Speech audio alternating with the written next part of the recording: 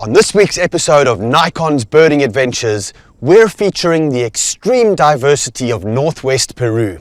First, we're going to start off in the interior dry forests, looking for unique birds like Peruvian plant cutters, and then we're going to head down to the little coastal village of Cabo Blanco, where we're going to walk in the footsteps of Ernest Hemingway.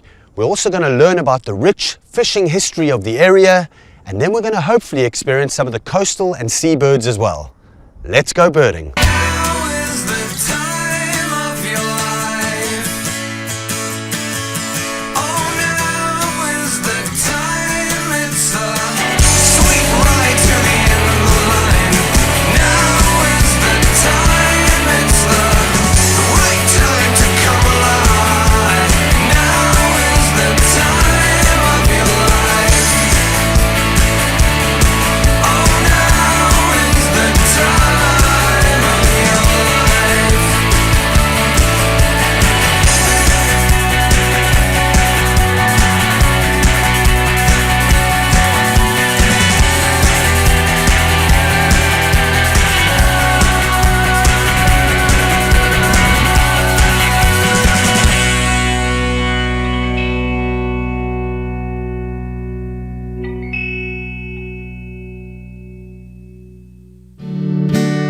The dry forests of northwest Peru are certainly uncharted territory, and it was really useful to head out with local guide Diego Garcia and gain a local's perspective on this incredible region.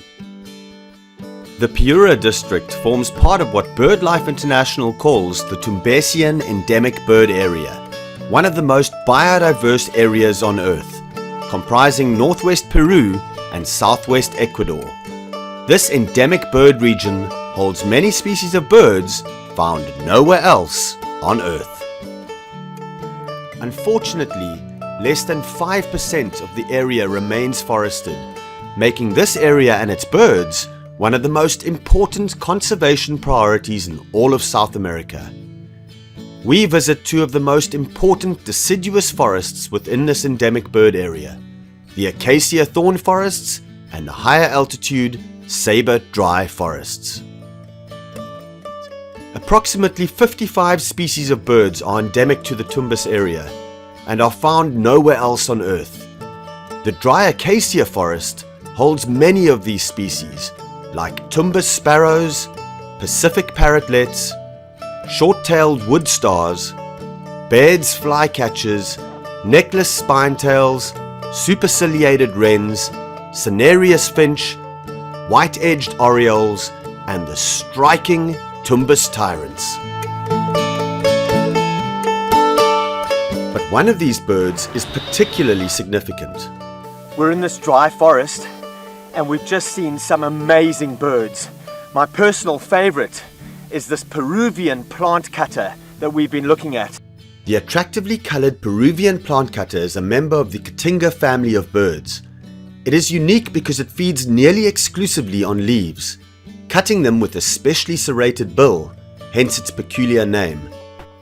The males, with their subtle red and grey plumage, look very different from the streaked females.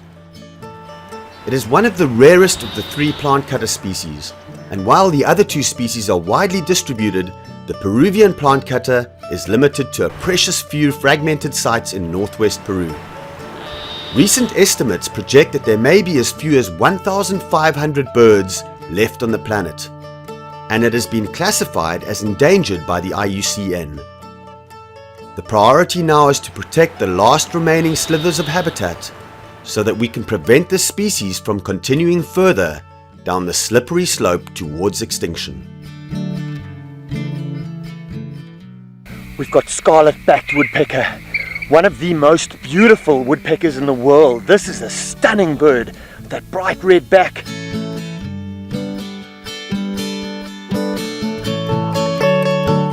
When one thinks of ant shrikes, one thinks of birds living in the understory of tropical rainforests. Well, that could not be further from the truth right here in the dry forest of northwest Peru, because here is a wonderful ant shrike called the collared ant shrike. Collared ant shrikes are one of the more striking of the Tumbesian endemic birds. The males are handsomely outfitted in a black cap and collar, whilst the females are more uniformly tawny brown in colour. They are usually found in pairs in the understory of dry deciduous forest in northwest Peru and southwest Ecuador.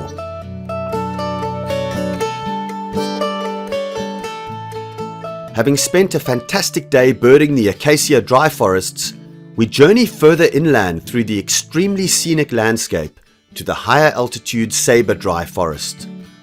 This is an area which few travellers have ever been to, and as a result, tourist facilities are basically non-existent. We've just arrived at Waval. This is higher altitude dry forest. We're going to set up camp here for the night, and first thing tomorrow morning, we're going to go bird the surrounding forest. This is going to be an awesome experience. As we got closer to our overnight destination of Waval, the road petered out into this off-road track, and then our only way to cross over the river to the camping site was via an extremely narrow pedestrian bridge. Bravo! Yeah! Oh yeah! So we just arrived to Waval. Here is the place where we're going to set up the camp. So here we are at the campsite, and there's this tiny little village here, and we're actually camping on a soccer field. Before heading off to bed, we just couldn't resist searching for one of the uncommon owls of this part of Peru.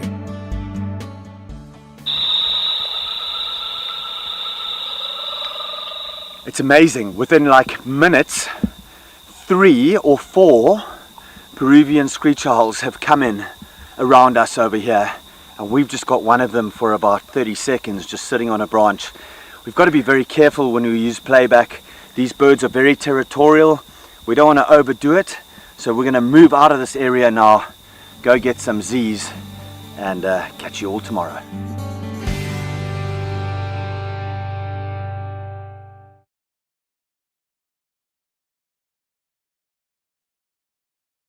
This Birding Adventures episode is powered by Nikon, your world leader in optics since 1917, and sponsored in part by the Inca Terra family of hotels, authentic nature travel since 1975.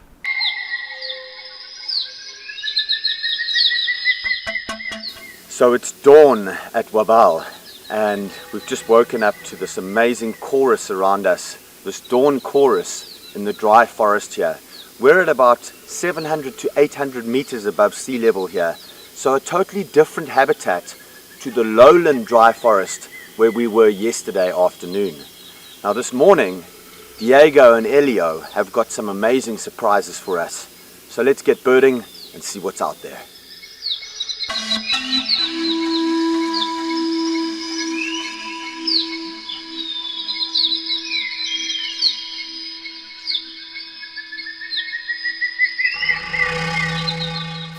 The dry sabre forests are truly magnificent, quite unlike any other forest I've ever visited. The giant green sabre trees with their bulbous trunks dominate the environment here, and countless birds flit amongst the epiphytes. The mornings are a cacophony of birdsong, and I readily ticked off more of the Tumbesian endemics. Highlights included Pacific Elania, the rare slaty beckard, the large plumbeous-backed thrush, and the tiny Ecuadorian piculet, which is one of the smallest woodpeckers on Earth, amazingly about a third smaller than a house sparrow. Got a fasciated wren here. This is a really striking wren. It's a large wren that's got these really bold markings and stripes on it. In fact, there's another one, there's 2 of them. They're preening each other on the branches here. They're actually preening each other. And these are very territorial wrens with very strong bonds between the pairs. So they're going to sit there together, they're going to make their call, and they're going to defend their territory against any other intruders. What a great bird, fasciated wren. So last night we had a Peruvian screech owl. Fantastic views of it around our camping site on the soccer field. And we've now come out this morning, and calling right around us here is a Peruvian pygmy owl. one of the diurnal species of owls that are to be found in this area. You've got him, huh? Yeah. Got him? Just come into that tree.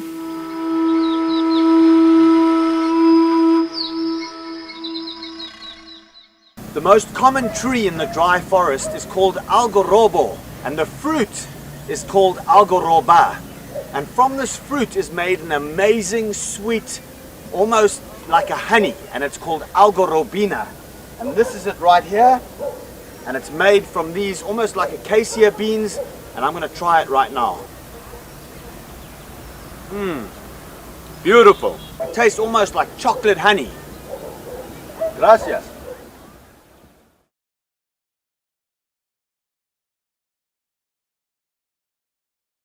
This Birding Adventures episode is powered by Nikon, your world leader in optics since 1917, and sponsored in part by Prom Peru.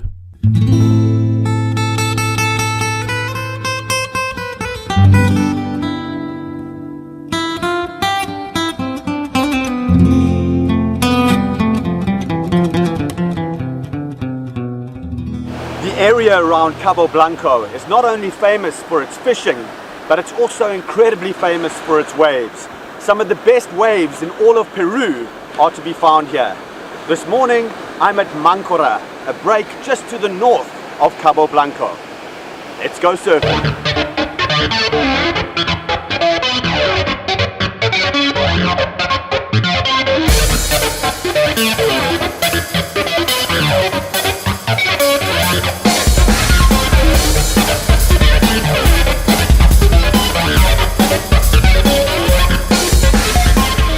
Awesome little left wave here at Mancora, and we're gonna now go check out the fishing and the birding. Once again, you stand here at Cabo Blanco, where Peru shoves a great shoulder of land into the Pacific.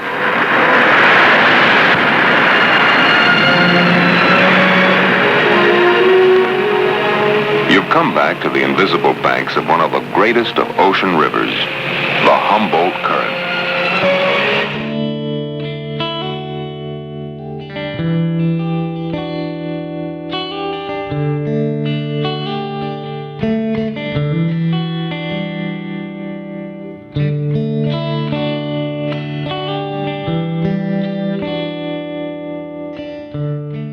There's just so much history here. This is the Cabo Blanco Fishing Club. In the 50s, there was over 32 or 33 black marlin, over 1,000 pounds caught out of here. Hemingway fished here, John Wayne, Marilyn Monroe, Ted Williams, all of the greats, all of the hot shots of the day came to Cabo Blanco. You can almost kind of feel the ghost running around in here. It's nothing like it was, I'm sure, but you can imagine what it was like back then with the 1,200-pound marlin hanging up there over the fireplace. Pablo over there tended bar. It had to be great.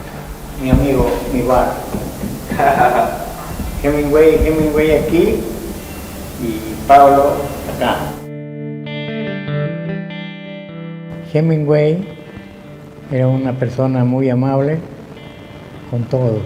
Él iba a pescar a las 8 y venía a las 4 de la tarde, todos los días con su señora María. The world's best anglers know Cabo Blanco now. There's a long list hunting the same thing you are. The really big marlin. The one nobody's seen. Cabo Blanco in the 50s was probably the most exciting fishing place on the planet. Guys were coming down here and finding big black marlin and a lot of them. No recuerdo bien el año, fue, pero fue un Merlin que fue un récord mundial, pues, ¿no? Una comitiva de 20 personas, salían los 4 yates. Él se pescó 9 merlines. Hay gente que a veces tiene la suerte de que se encuentra hasta 5 o 6 black marlin, ¿ya? En un día. Now here we are, 50, 55 years later, nobody knows what's out there as far as sports fishing is concerned. I think the fish are here. I think it's just been completely untapped for a long, long time.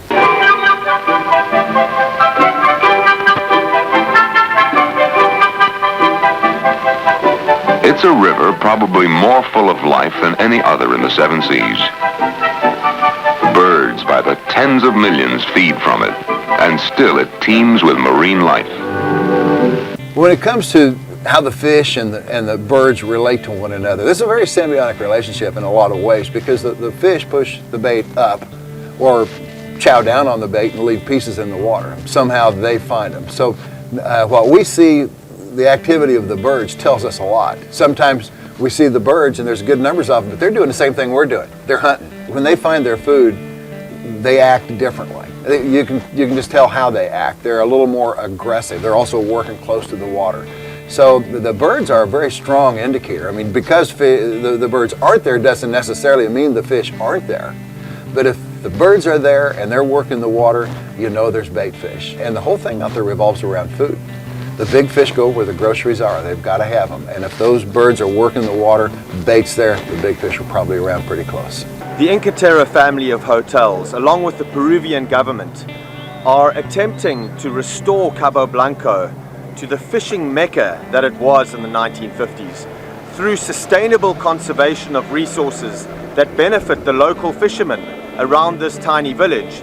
They're hoping to create a marine reserve here and once again attract the sports fishermen from around the world to take advantage of the bounty of fish life, which no doubt exists still out in the ocean beyond the Cabo Blanco pier.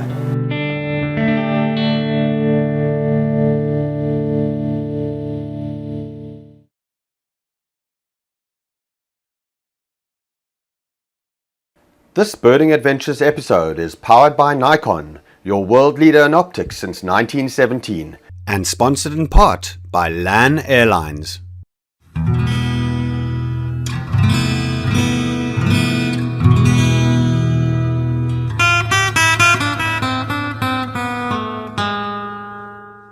Just north of Cabo Blanco is a little fishing pier in a tiny village called El Nuro, and this place is famous for its green turtles. They come here in numbers to feed off the scraps from the fishermen. Let's get a closer look at these awesome marine creatures. So let's go see these turtles. Woo!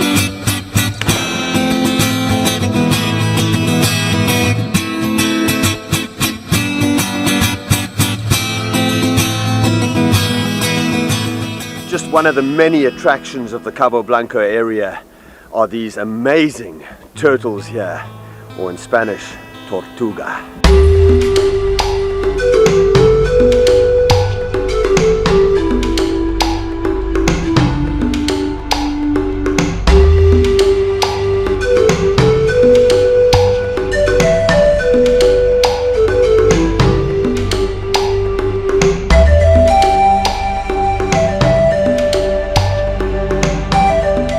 These Peruvian pelicans are the most common pelican along the Peruvian coastline, and they're much larger than the similar brown pelican that exists in North America and Central America.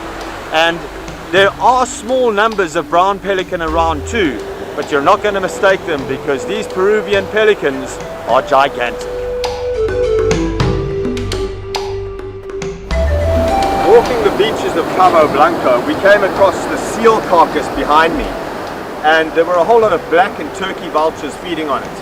And it always amazes me that so much grandeur is placed upon the condors, the Andean condor and the California condor, and these birds are regarded as trash. They have a bad reputation because they urinate on their legs and they're foul smelling.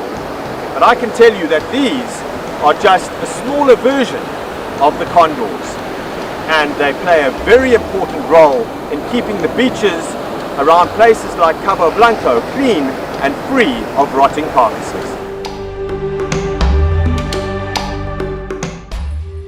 Northwestern Peru has been one of the most fantastic experiences of my birding career.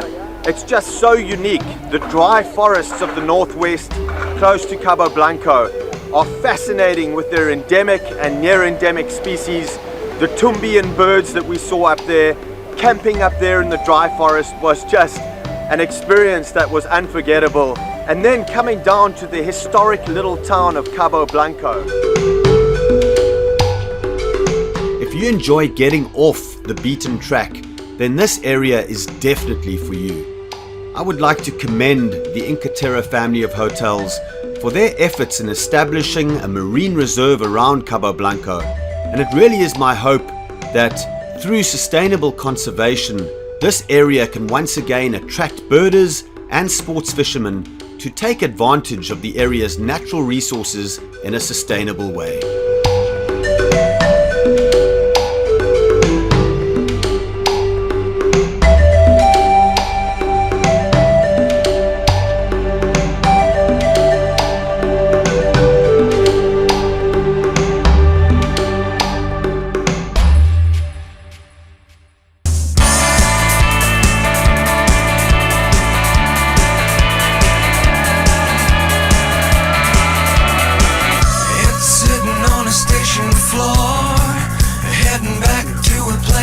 You've never been before, and it's hard to be happy